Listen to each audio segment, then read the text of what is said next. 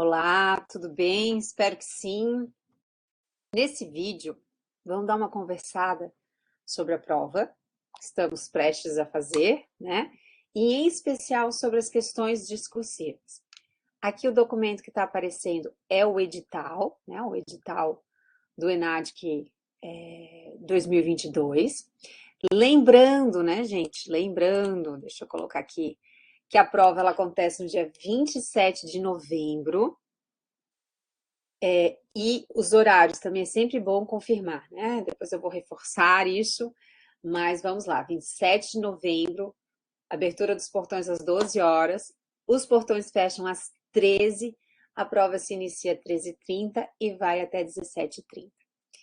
Por que eu já estou colocando o horário aqui? Porque também relacionado com o vídeo anterior, né, que são as primeiras informações de todo o nosso comprometimento, que eu não vou repetir aqui para que esse vídeo fique bem objetivo, é muito importante que a gente use esse tempo de prova, né? Que a gente, na nossa análise prévia, né? A nossa disposição ao fazer essa prova, envolva usar muito bem o tempo dessa prova, responder as questões com muita seriedade, né? E fazer, claro, uma adequação do tempo. É um grande exercício. Além de tudo que o ENAD significa para nós, que eu já coloquei no vídeo anterior, coletivamente, para a sociedade, para a universidade e também individualmente, né, para cada um de nós, para cada um de vocês, além de tudo um grande exercício, né, para provas futuras. Feito isso, vamos conversar um pouco sobre a prova, tá?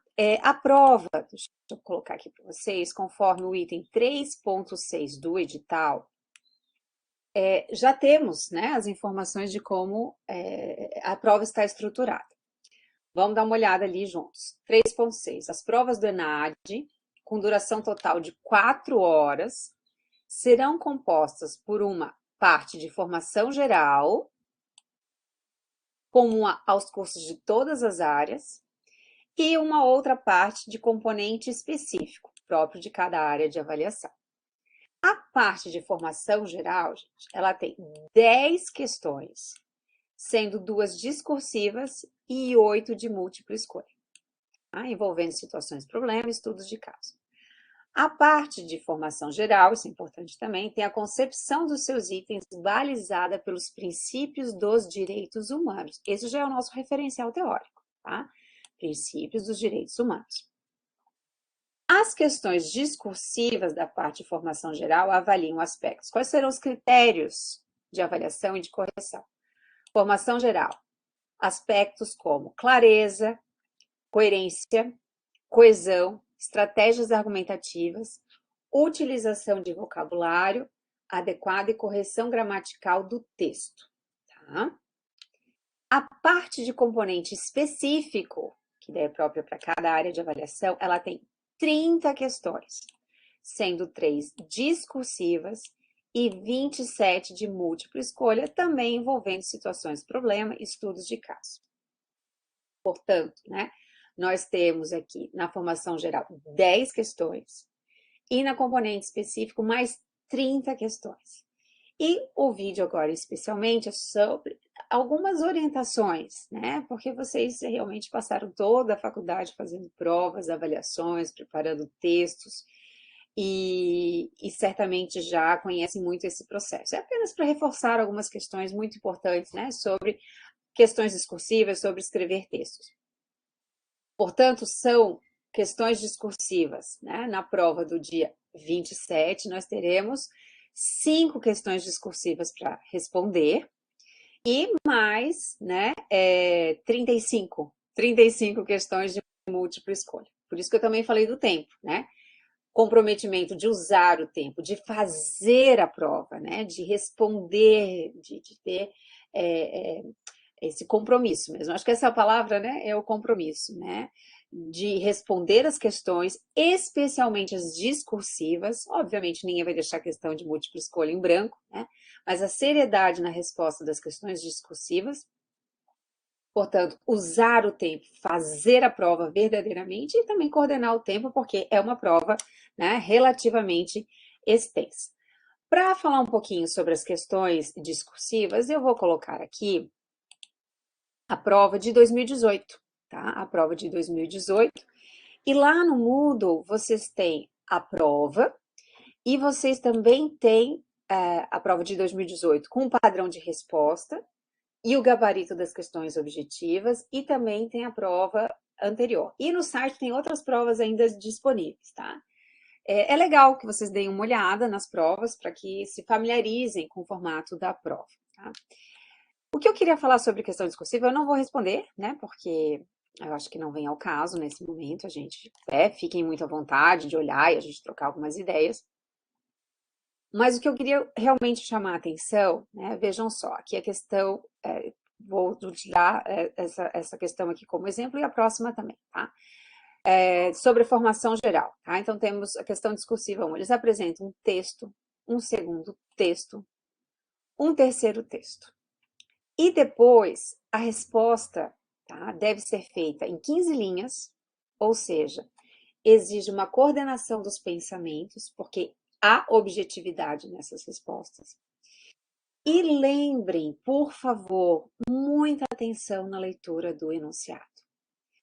Aqui nós temos três textos, e aqui está falando, né, sobre a morte de Marielle, o caso de Marielle, né, e as informações trazendo, né, detalhamentos sobre questões sociais, questões de informações falsas que são veiculadas, enfim. Por favor, façam essa leitura, né? Mas o que eu queria mesmo chamar a atenção aqui é que nesses três textos há muitas informações que são valiosas para auxiliar na própria resposta. Nós temos que aproveitar, né? Até porque a pergunta, né, o texto que está sendo apresentado, e especialmente, deixa eu ampliar aqui, inclusive, tá? E especialmente a condução da resposta. É o que eu brinco também lá nas disciplinas, quem já fez disciplina comigo lembra disso. Olha, gente, o que eu espero na resposta, sigam a orientação do enunciado. Ele está conduzindo, olha, o que se espera da resposta está aqui. Então, vejam só esse enunciado. Então, tem os três textos que eu não vou ler, né? Por favor, leiam. Mas temos aqui, a partir das informações apresentadas, redija um texto que aborde os seguintes aspectos. Ou seja, vai ter que abordar esses aspectos. Faltando esses aspectos, gente, é pontuação que vai ser reduzida, por óbvio, né? O tensionamento entre a defesa dos direitos humanos, realizada por Marielle Franco, e a produção de notícias falsas após o assassinato da vereadora, os textos trazem informações sobre isso. E os prejuízos da produção de notícias falsas para a sociedade democrática. Por óbvio que ninguém vai copiar o texto que já está lá, mas nós vamos fazer as relações e vamos trazer as nossas impressões articuladamente. Leiam lá o padrão de resposta. Tá? Outra coisa muito importante, né? É interessante fazer esse rascunho mesmo, né? Antes de passar para a folha de prova, porque é objetivo, são apenas 15 linhas de resposta, então tem que ser muito objetiva, trazendo todas essas ideias que estão sendo pedidas no enunciado. E lembrem-se, gente, a redação, ela precisa ser fluida, com um raciocínio adequadamente desenvolvido, com um início, uma introdução, um desenvolvimento e uma conclusão, né? Precisa fazer sentido e precisamos ter frases bem formuladas, né?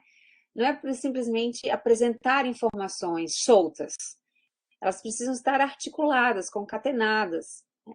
O raciocínio sendo desenvolvido. A gente precisa ter cuidado com isso. Então, eu sugiro que façam um rascunho com esse cuidado, né?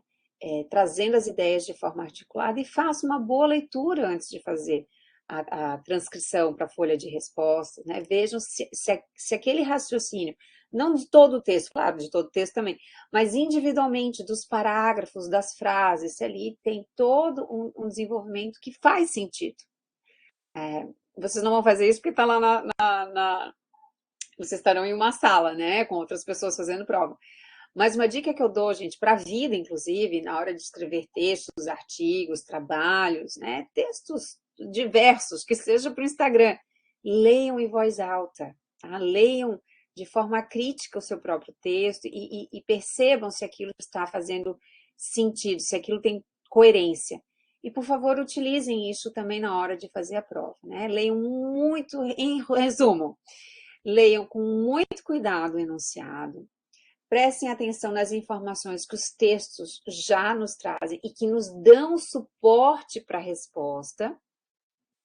Depois vejam exatamente o comando da pergunta e desenvolvam um texto sem deixar nada de fora. Sem deixar nada de fora e fazendo articulação, tá?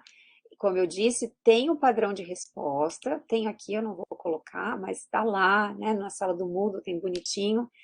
E a outra pergunta, só para vocês terem uma ideia, foi sobre o incêndio do Museu Nacional do Rio de Janeiro.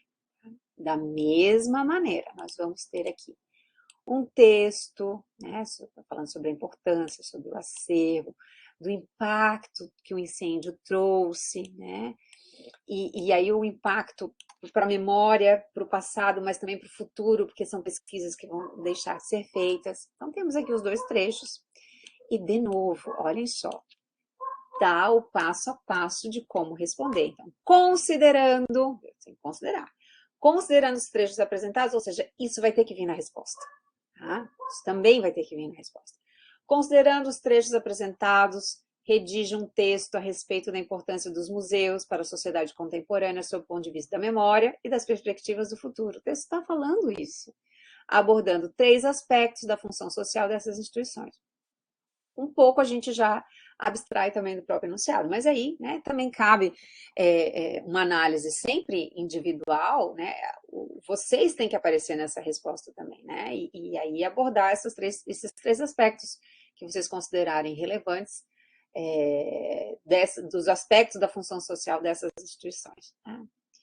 Então é isso, tá? Sobre as questões discursivas, fazer com cuidado, com atenção, prestando atenção, né? Desculpa a redundância do que eu acabei de falar para vocês e, de novo, a palavra de sempre, né? Estão sentados lá, sentadas, fazendo a prova.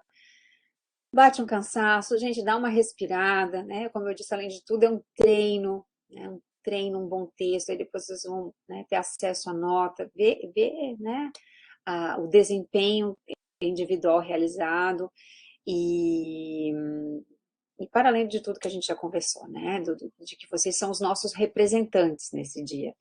E tenho certeza que estamos sendo muito bem representados. Obrigada.